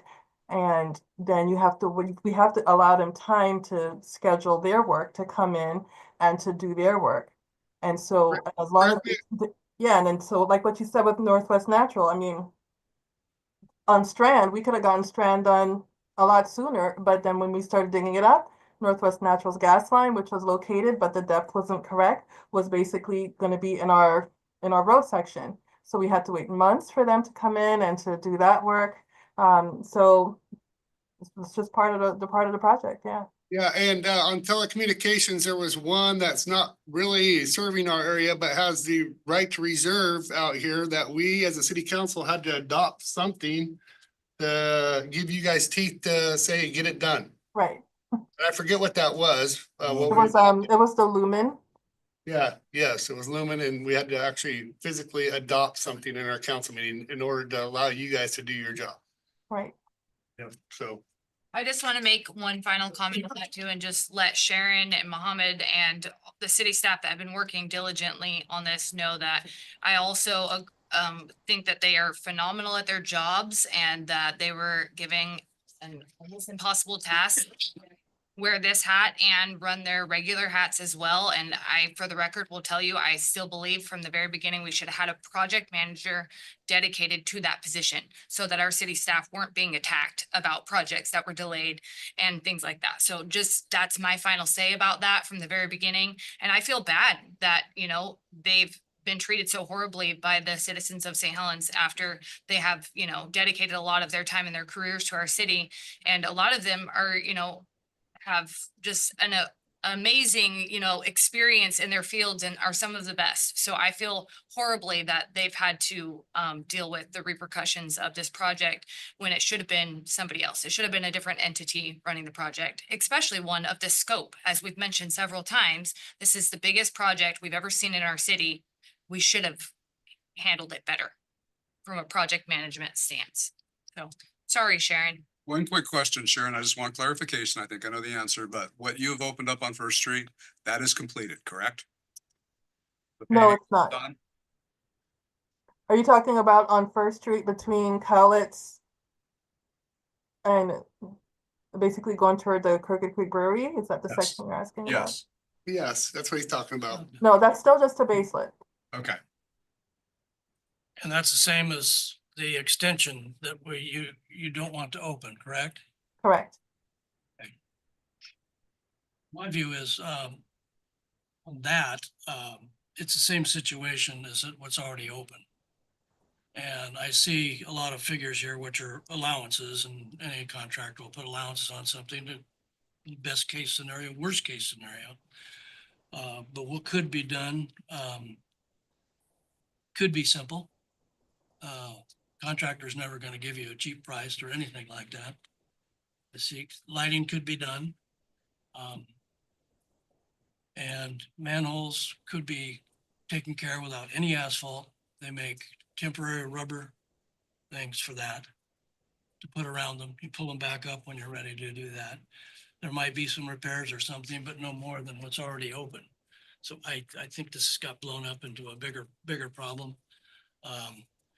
As far as the construction manager, they took on the job. And it's a bitch, let me tell you, construction management is not fun. And so they stepped into something that they need to pull through. I don't want to hire anybody else. They're doing it. Got to take it on and finish the project. Additional monies for hiring someone else. I wouldn't think there'd be anybody who wants to step into this and take on the whole So- liability. Yeah, I don't know that we can sit here and I guess try to say that, but in their job description, it does not say project management. It does not. This was a cost savings of $2 million to date. We don't pay them anything? We pay them their We salary. pay them their They do salary jobs. and it's comparable to cities our size that do not manage big projects. I have to speak loudly on this because that is absolutely true. What they're doing is above and beyond what is other city engineering departments and public works directors are doing in their cities. They looked at it as they wanted to help with the urban renewal project and realized that they would have to do some of the final inspections. Some of it they will have to continue to do out there, Alex. But the project management meeting every Tuesday or every other Tuesday upstairs and all that, that is above and beyond the scope of work that, so. Listen, we have a very good public works director in charge of the city of St. Helens. And I would hate to see this city council make some decisions that could potentially lose a very valuable employee to our community as an asset. And I would hope that you would have his back. And I'm gonna speak that because I am over public works, but not only that, because I am passionate about this city and the direction it's going. This is my final meeting. And I told him, you know what, I really shouldn't even care. But here I find myself emotional and still caring about this city. Because I've lived here all my life. And furthermore, I told myself I wasn't gonna say this either. Dave bought that building knowing construction was gonna go on. That's probably one of the main reasons he bought it, is because he knew the area was gonna blow up. To increase his property value. And he's got a Main Street grant for $200,000, which is our tax dollars too. And now I see $224,000 sitting right here in front of us. That could potentially be the most, but that we're putting on the backs of tax paying dollars. I told myself I wasn't gonna say that either. But yet I find myself doing it because it's the right thing to do. may not be popular with the small 150,000 or 150 people of a petition of 14,500 people. Bullied on Facebook, interrogated our public works director. That's what it is. Straight up bullying. My question is, so I do feel for the people that live down here, the people that work down here, and I do too. they depend on what happens down here for their living. But when you see something like this, $220,000 for a temporary fix, it's hard to justify that. Yeah. My question is, what can we do to better communicate to people that there's reasons for things happening the way that they are? Yeah. So that, okay, the street's being closed at this point, this is why. Show them something like this and say, this is the alternative. I think our communications team is doing a great job, but what can we do to better communicate to, especially the people that are down here and affected by this on a daily basis? What's going on down here, and when deadlines change, make sure that they're aware of that and they know why that's happening, and not just them, but us too. Like, okay, the deadline's being moved out 3 months. This is why. These are the things that have happened. These are the unforeseen circumstances that have taken place. I think just what can we do to better communicate what's going on down here? I think to me that's important. Can I just, I want to apologize for getting emotional, but I also want to let you guys know that Mohammed had a prearranged appointment that has been set 5 months ago. He wanted to be here. He's not evading the city council. He was I talked to him upset. He was today. actually upset because this is my last meeting and we have respect for one another enough. But I just want to convey that's the reason he is not here. It was a meeting that was an appointment that was set, very important. And it just, we didn't recognize it until it got closer to the time that, I do appreciate you being here, Sharon. you Yeah, thank you. I don't think there's any question. There's fatigue with this project, with our staff, with the community, and it's and Public Works Engineering has really stepped up and been a part of this process. And there's been really compelling reasons for them to be a part of the process because they're intimate with it. We're not paying for all the inspection time for people coming back from Portland, and which they've saved hundreds of thousands of dollars, if not more, by being here present, doing our inspections, having those records logs, and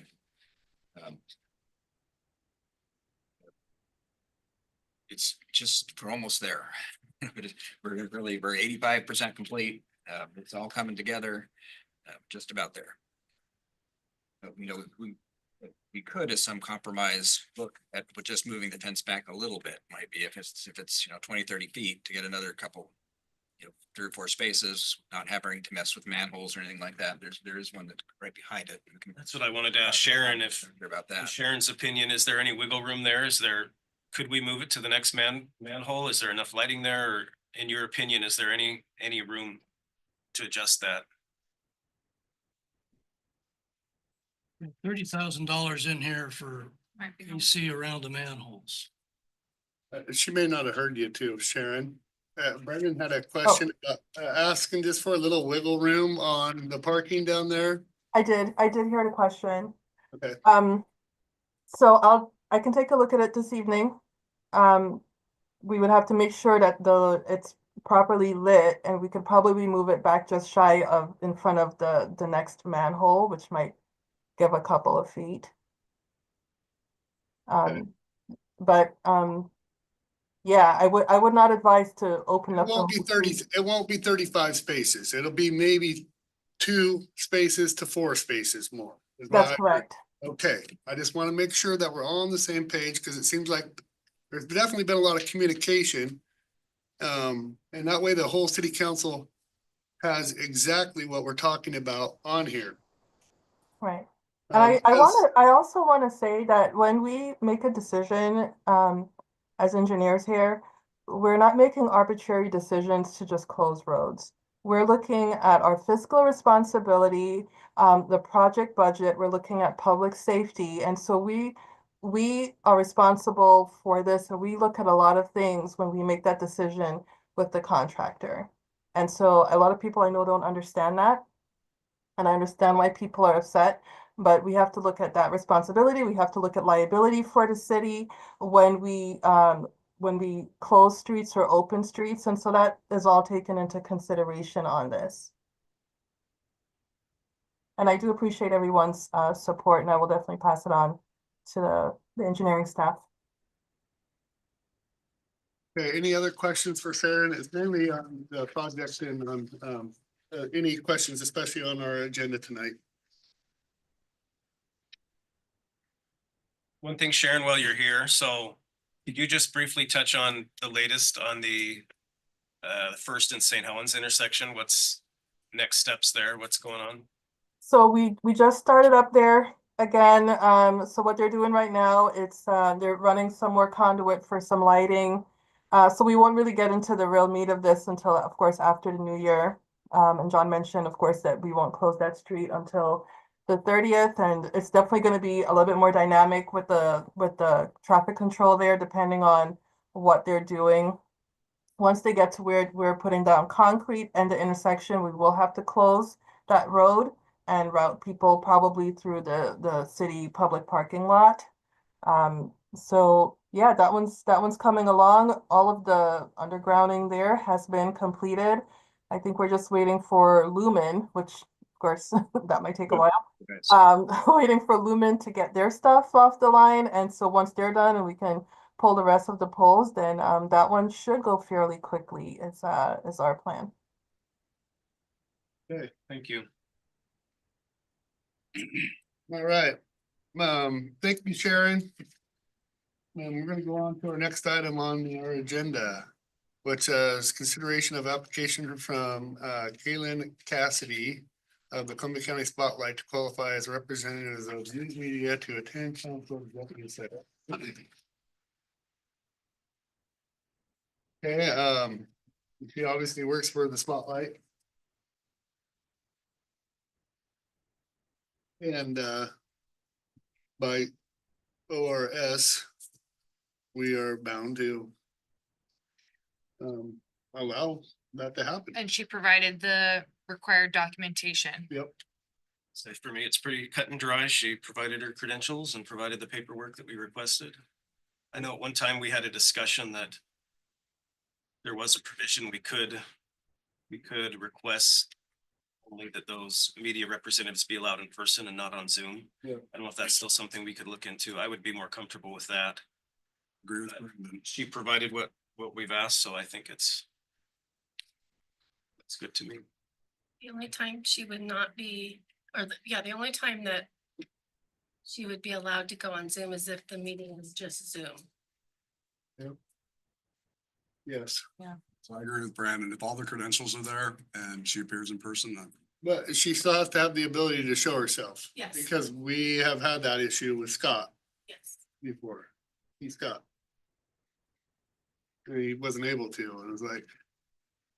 The more he kept talking, the more we knew it was him, because there's only one that talks like, yeah. and they are the paper of record now, correct? Yeah. So the only paper. Okey doke. All right, discussion regarding leasing vacant space of Columbia Learning Center for the makerspace. Counselor Gunderson and Counselor Hubbard. So I'll start this one off. I've been in contact with the Columbia Learning Center Board. You guys wanted hard numbers. I think there's 746 square feet. 41. Yeah, 741. Their basic bottom dollar was 90 cents per square feet. So whatever that adds up to, I think it's well worth the money to expand the makerspace, and I think we should go ahead and do it. Whether or not Main Street wants to have part of that office, is, I guess we could debate that, or I don't know if it would be a sublease or I don't know how that would work, but as far as so we can maintain, expand the makerspace and put all those, spread it out for one, and then be able to add additional, machines, whatever workspaces. I think it's a win-win. Like I brought up before, I think with CSET that was, talking about how they want more skilled employees. I think this is a good place to start with those soft skills and hard skills as well, learning, being able to use a 3D printer and being able to to learn how to solder and do all those things that some of the high-tech industries are using. Most of those, I believe, would probably be computerized these days, but at least having the basic knowledge and techniques on how it works would probably go a long way for somebody, some young person interviewing. So that's where I stand on it. Russ? So the office and recording studio, the front part with the windows, would that be additional if the city was to use that, or have you? That's included in the 741. All that, Yes. okay. Everything you want, less what they want to keep for storage. Correct. So the end piece was the part that Main Street was talking about using, correct? They weren't talking, it was brought up because I heard they were looking. I brought it up and I think from what she had said, Aaron said that, you know, they felt they might be better suited to be on Main Street. On a storefront, yeah. Which, you know, they meet conference at night and it's not like a storefront they would need to be, but that's up to them. So Sure. that would be something down the road. And or anybody else that would need that. It's a great little office space, windows and everything that would, it's just not, it's not for a commercial retail or something like that. That wouldn't fit, but the library could use it for, I think you'd mentioned book sales or other things. Yeah, it's also come up that we have a fairly large local history collection of materials that we can't lend out. They're one of a kind, everything from, you know, I don't think we have the newspapers, but old magazines and various things. We'd like to make that available to the public. Right now, it's in my office in the back because we don't have a secure place to put it, but we could also put that collection in there, so it would be more available for people to use that as a study room. Sounds like a good fit. We just need to. Yeah, so we move that on to an action item tonight. Well, I had a couple of things that I was wanting to know more about, which I'm hoping to get that right now. So makerspace foot traffic, do we have that data? Yeah, it's in your packet. Oh, okay. We've had just in the last, in the 6 weeks that we recorded, that we included in this data, 111 users. 84 of those were adults, 22 middle grade kids, and then 5 teens. And I did some figuring that I unfortunately didn't include in this, which is given our current staffing, we have 64 hours dedicated in the makerspace. At full capacity, she would be able to accommodate 130 users a month, and that would be classes, the certification classes, programs for kiddos, programs for adults, and then the one-on-one appointments and the open studio. We have more than 40 items that can be used in that space right now. We can't have that many people in that space safely at one time. I mean, if we had people certified and people wanted to use the 3D printers and the hand tools and the soldering and the sewing machines, we just don't have the capacity right now. We need the space to be able to accommodate all of those folks, that the people that we have the capacity to serve in the most effective and safest way.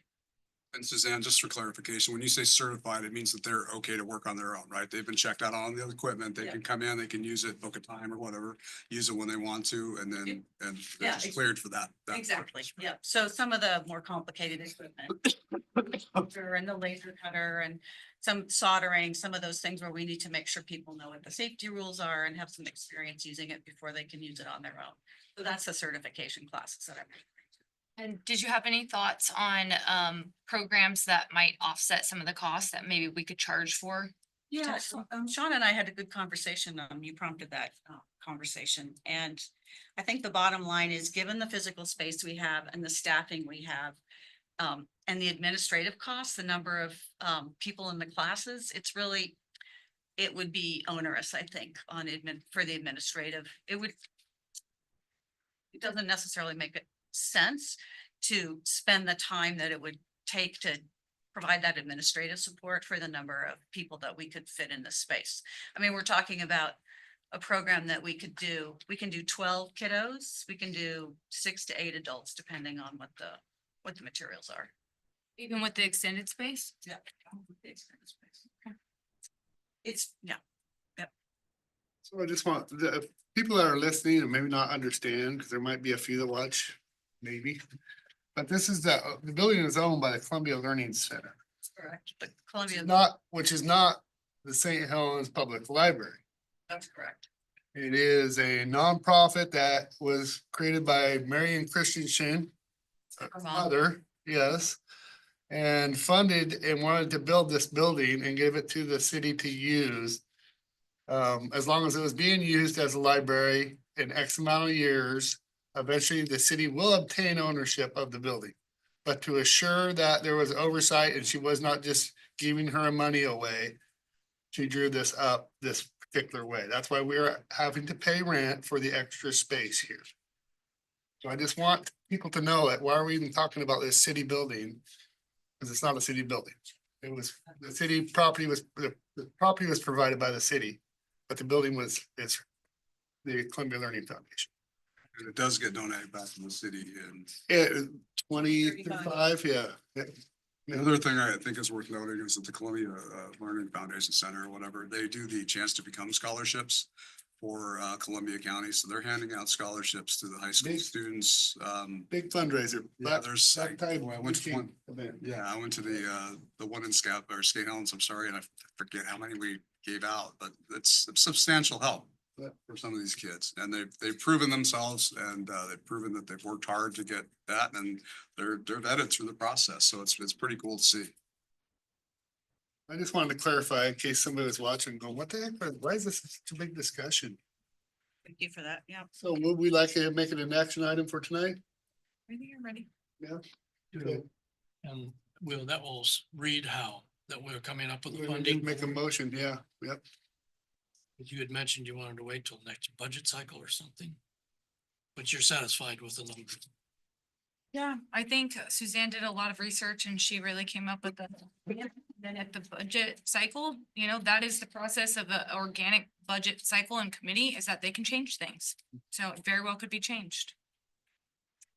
I think Suzanne took me through the space last week, and if we can make it work, I'd love to see it happen. It makes sense. If you go to the makerspace now, you have to go outside through the courtyard. You wouldn't have to do that anymore.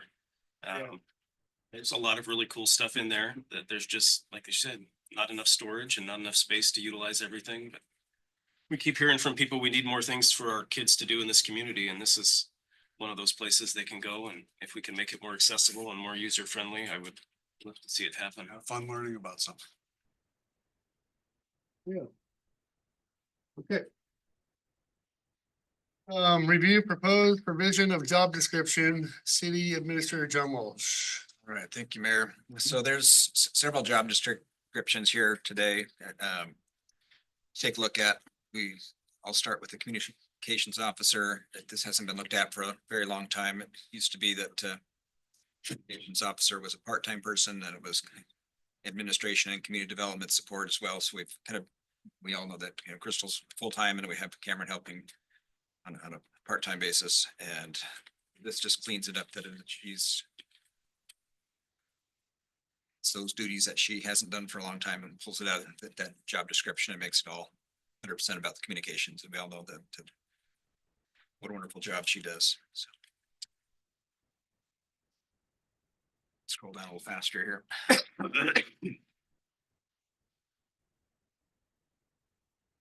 So also the deputy city recorder, similarly, we've some language in there to update, nothing material, take things out that, just reflect the duties that you're doing, that she's doing today.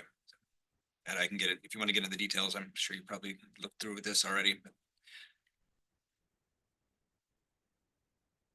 administrative billing specialist, through the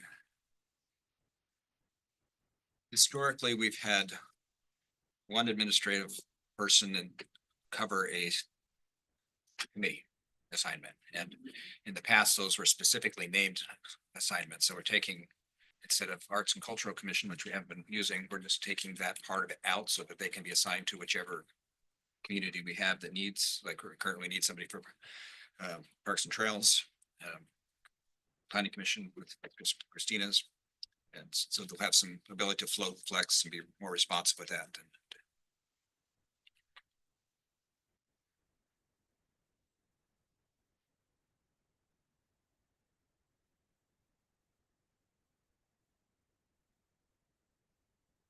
technician, there's some very, very small tweaks in there. Centered around that assignment. The community development administrative assistant, this is Christina Sullivan's former position. Updating that to take in the work with permits, also adding some administrative duties with special use permits. We had through our last round of layoffs, special use permits has been kind of floating out there, and there hasn't been an anchor for somebody to be the point person on that. And it makes a lot of sense to have somebody that's here at the front counter. You can walk in, you can have somebody manage that, so that there'll be somebody, a human to interact with there to work on that. So.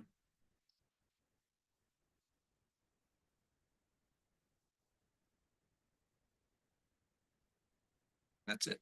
Any questions for John? All right, let's get on to the next one because we're coming up on our 4 o'clock. Request for proposal documentation of forest management services. Okay, this is an RFP for forest management services. We've been with Mason Bruce Gerard for a very, very long time. It's upon the advice of our legal counsel that, you know, periodically from time to time, you should go out and do RFPs. There's no issues with their service whatsoever, but we're doing this as a matter of good best practice. And it's going to be open January 27th, and it's going to be open December 27th and closed January 27th. And much like the RFP process we went through with the tourism contractor selection, it has a whole process, format, single point of contact. It's identical in a lot of ways. And my check-in with the council is how they wanted to do the evaluation committee. It's not defined in the RFP what the evaluation committee looks like. With the tourism, you each assigned another public. I don't know if that's necessary in this case. Was not, I think it was very productive. So if the council wants to be the one to evaluate and score, that's fine. If you want to defer to a group of staff, we can do that. You want to representative of the council in any way you want to do it. It's entirely your prerogative. And they've got time, right? We have some time to figure it out. So the 27th, you got 2 more meetings. Big ones. But it's good to think about it. Forestry management What have services. we been doing? We haven't done this for a while, so in the past, it would be internal. Yeah, maybe the council liaison over that department would be part of it. Which council is that? That is yet to be determined. Oh, So, okay. but it would be presumably administration.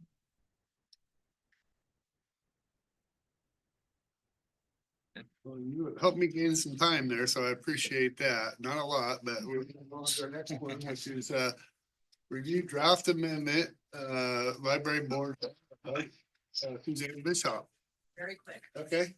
Our bylaws were last adopted in 2001, so we felt like it was about time for us to get back to that. It's part of our project to update, we're methodically going through our policies and practices in the library.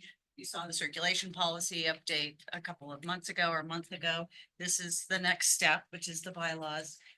It has been updated to reflect some newer city policies.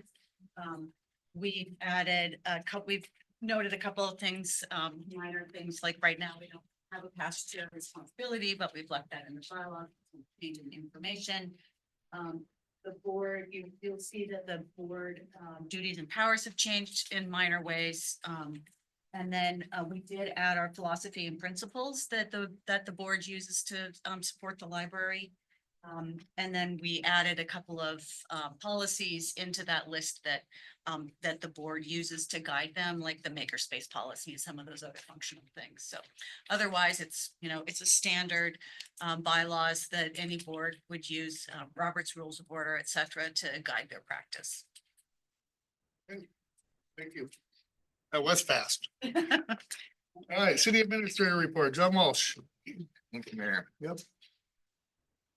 So January 28th is Capital City Day at the Capitol. And it's an all-day event that you travel to Portland and meet with our representatives and the senators, Senator Weber and Representative Edwards and other political electeds. There's, In Salem, it's in Salem. you said Portland. Did I say Portland? Yeah. Yeah, sorry. It's the state of Portland. The old joke. There's presentations throughout the day and time to go into the buildings and meet people and talk to lobbyists. And they're also, I've got invited as my role in the Energy and Environment Committee Vice Chair to talk about energy affordability in a press conference. So that would be interesting. Anybody that wants to go travel together, we just need to get signed up if you have time to commit to that. So 28th, January 28th. 31st is the retreat. 31st is our strategic planning session, yes. We'll probably hit you another time or two, get a little. Senior Center update, we've got Sir Chilton, myself, Jason Moon, Dan Brown went to the Senior Center on Monday the 9th. Board was very receptive to us being there to try to solve their issues. They're very open to support. You know, there's a financial support about getting a budget in place. There's the big pieces are operations, just the activities that go on at the center, and then the food program is the other big program. So the Senior Center is looking at it, for it itself and what its core mission is, you know, are they a food hub, feeding people, or are they senior activities? Community action teams very committed to the food program and funding for now. It's you know, it's going to be challenging. I think that everybody knows that Top Notch is the economic engine that is money to the Senior Center for food. So there's an identity issue of who the food money goes to, and they're working through that. But we'll continue to come to their meetings and try to be as supportive as we can. And the city has no plans of shutting down the senior center or discontinuing any services for seniors in this Never community, has. not as long as That- I'm here. Never has. But Ever. there's always a lot of talk and speculation, and we do, you know, we own the building, we own the land, and we have no plans on, you know, we're trying to help. We're trying to fix the problem. So, well, it can't speak on some of the stuff as a board. They've had issues internally. So, but what I understand is that this new program is broad, has increased their outreach of meals that community action has taken on by about 40%. Yeah, they're And it was a huge stressor for the Senior Center. taking on And Scappoose. so that was part of the board decision at the time was to just, they knew that they could keep their rent intact to the city and what it costs to pay just for the bills, lights, whatever. They don't pay rent for the city. They utilize our building, which we allow that. It's good for our community. But they knew they could make all their necessary bills with that store, the revenue off the store. So that's why they made the decisions, and they're going through litigation right now that can't be spoken on. Not even to us. They're their own board, and have to ride that out and see what happens. And then they'll know where they're at. They'll be back to square one way or another. So I think the city does need to continue to watch that unfold. That's what happened in a nutshell. Yes. Anything about the Senior Center? So I also attended the Parks Commission to learn more about the Milton Creek Reserve. You know, shared today, what we have adopted is the industrial park conceptual plan. You know, we have the road framework, the framework plan, the lots, the parcels are all, the council's adopted that. So to the extent we reserve some of that away is, like I said, when they were here earlier, the commission, is that a lot of it is organically there by virtue of the creek. You know, the trails are going to be close to the creek's 75 feet. So finding that balance between our economic development plans, needs, employment, and the recreation needs, I think it's it's gonna be not as complicated as it sounds, but. Last Tuesday, I went to the Small Business Social at Crooked Creek. They had over 100 people there. Really good networking opportunity for local entrepreneurs. Columbia Economic Team, you know, it's really shout out to them for their work and their growth since, you know, the prior director and how much they've grown as far as, you know, the Small Business Development Center, opening that up to, you know, keep a local program, continuing that, the Small Business Alliance, and then they also have they're taking on the Grow initiative that the city initially brought in, got the funding, and then put it over to Columbia Economic Team so they can have cast a little wider net and serve more entrepreneurs. And, we're doing good things. It feels good to see that kind of turnout. I attended the COLPAC meeting last week, which the COLPAC, if you're not familiar, is the Columbia Pacific Northwest Oregon Economic Development District, federally designated economic development district that receives EDA funds. I'm on the board, have been for a decade. And their scope is on regional economic development. It's on, they run a brownfields program to do assessments and remediation that's new recently. The CEDS, it's the Community's Economic Development Strategy, is a document that gets forwarded to the state, to the feds, and all of our projects are on there. You know, and that makes us eligible for projects for funding. So we're up to date on those documents. And you know, the other big piece is there's the Broadband Advisory Committee out of that group, which I've also been a part of for a number of years. You know, working with broadband, bringing broadband, working with COLPAC, working with the county, our work with SNG. County's also working with the Strategic Networks Group. And we introduced the company that's going to be doing the initial feasibility work, RSG, from a Canadian company, looking to make a pretty sizable investment to little no cost to the city. So.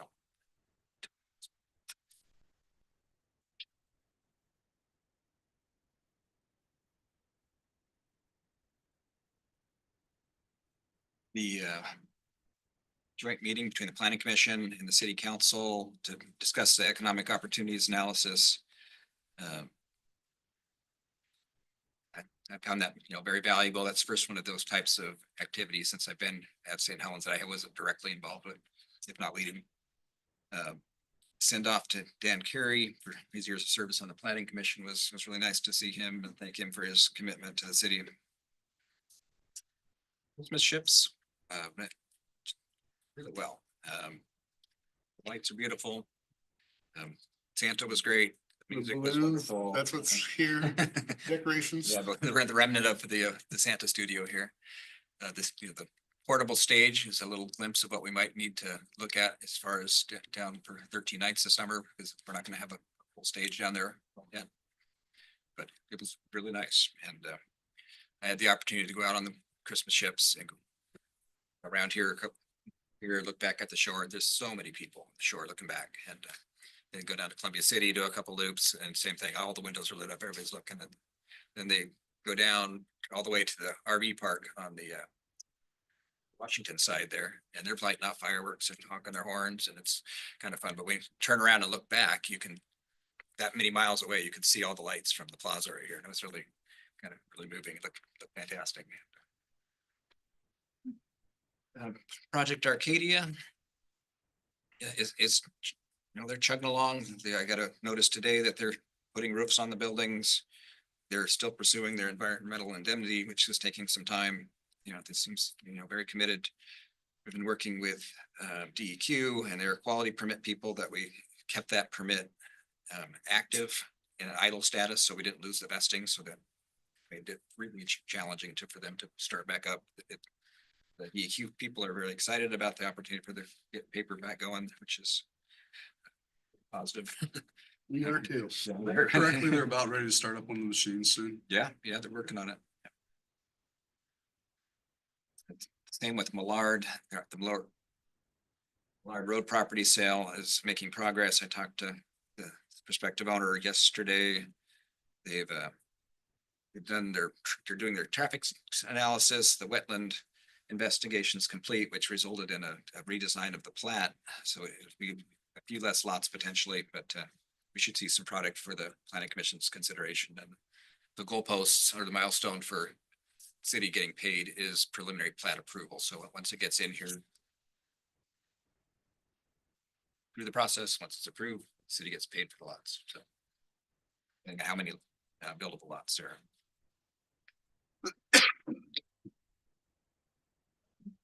Representative Bonamisi has been reached out to her aide, reached out regarding the FEMA biop that's causing so much havoc, especially on the coastal cities with big floodplain impacts. I guess to join in on a letter of it's really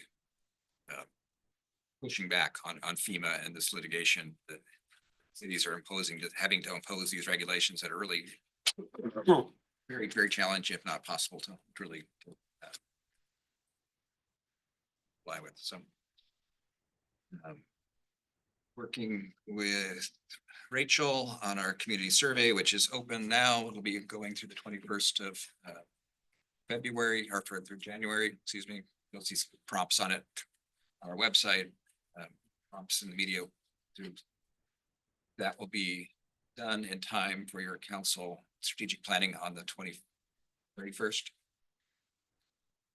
To review that along with some assessment work and goal setting, strategic planning, that kind of thing. Met with Mayor-elect Massey in the big binder yesterday. We spent a couple hours going over that. Look forward to continuing to move forward, work together, and yeah, it's good use, I think, of everybody's time. So talked about the project management services for the remainder of the street utilities project. Provide some relief to our managing the project. We had David Lentz, which is the owner's rep for the police station. Project had him come out yesterday, walking through the project. You know, he's a career project manager. That's this proposal that we got yesterday for the services. And we already actually have him under contract or his company, OTAC, is already under contract for the project. And if you'll recall, we pulled back some of the budget to save money by not having inspectors come out and not early on in the project and do that project management services. There was a component to that that's existing. So no decisions for tonight, but if we want to revisit that, it would be a pretty easy add to bring back that support. Contracts are already in place. Interim Superintendent Webb was here earlier. We have some calendar time early January to talk about SROs and the city's partnership with the rec program and police station property, among other things. Look forward to that. That meeting was good to see him there to visit. And then last meeting, former Senator Johnson chimed in about the ADA parking on there. Sharon and her team went out and did some detailed analysis of what it would take to put those extra spaces right there. And the result of that is that it would require right in front of the Physical therapy. physical therapy is right there. We can't comply exactly with the code, with ADA code, but we can make it better. There's some improvements we can make to fill in the grass spots, to improve the curb ramp right there. The grades are too steep and angled to make it a fully ADA compliant. And those are very particular regulations, and we will have ADA compliant spaces nearby around the corner. But we can't officially mark it. We can't officially mark it because it's not. And but we do our best to make it better. And received notice yesterday that Matthew Call, one of our city attorneys for the last 6 years, is leaving Jordan Ramus to pursue other adventures, and thank him for his 6 years of service and wish him well. That's all. Save my send off remarks later. Okay, yes, we have a little get together at 5:30. Those who care to join. Other than that, we'll be back here at 7. With that, we are adjourned. Executive session.